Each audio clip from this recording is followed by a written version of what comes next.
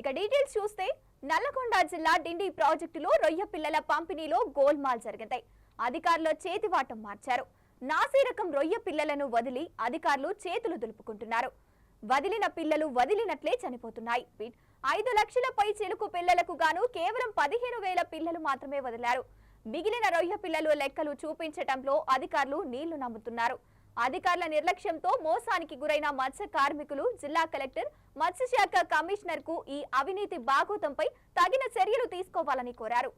ఈ విషయంపై assistant director of fisheries రాజారాంను వివరణ కోరగా వాస్తవం వచ్చిన పిల్లలు తక్కువగానే ఉన్నాయని, మిగిలిన పిల్లలు త్వరలో వదులుతామని చెప్పి చేతులు దులుపుకున్నారు.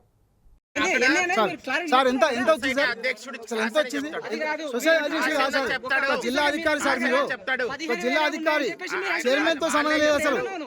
సార్ జిల్లా అధికారి అసలు ఎంత వచ్చింది? నేను ఈ రోజు సొసైటీ వాళ్ళే లెక్క పెట్టుకున్నారు, వాళ్ళే చెప్తారు, అదే కౌంట్ చేసి అదే రాసుకుంటాం. వాళ్ళకి ఏం సంబంధం సార్? అసలు జిల్లా అధికారి మీరు వచ్చి కదా సార్? సొసైటీ వాళ్ళే లెక్క నేను అట్లా సార్, లేదు జిల్లా అధికారి లెక్క పెట్టాడు, అట్లాగా సార్. జిల్లా అధికారి లెక్క పెట్టాడు, జిల్లా అధికారి మీరు అక్కడ సొసైటీ సభ్యులు లెక్క పెట్టుకుంటారు.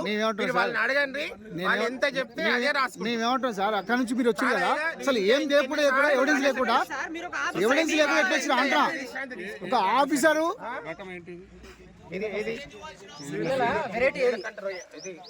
నీలకంఠ రొయ్య, రోజన్ బర్గి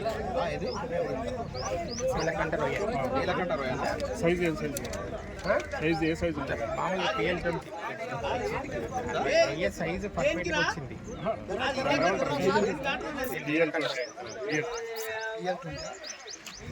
ఇక్కడ మీకు సప్లై చేసింది ఇక్కడ నుంచి MSR హ్యాచరీస్ అని వాళ్ళు ఉంటారు.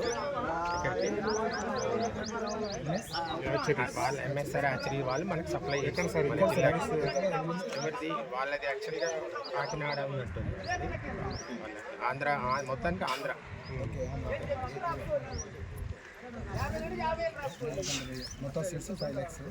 దానికి ఇప్పుడు ఈరోజు సొసైటీ అధ్యక్షుడు ఎంత చెప్తే దానికే కూడా ఎవరు రాసు కదా వాళ్ళు అన్ని 3 కిలోలు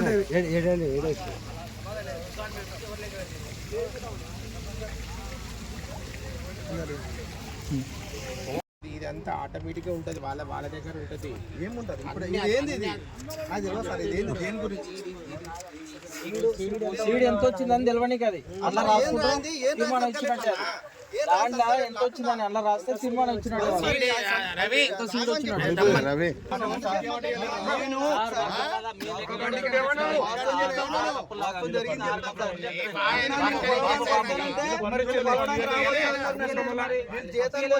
పని చేసుకోవాలి.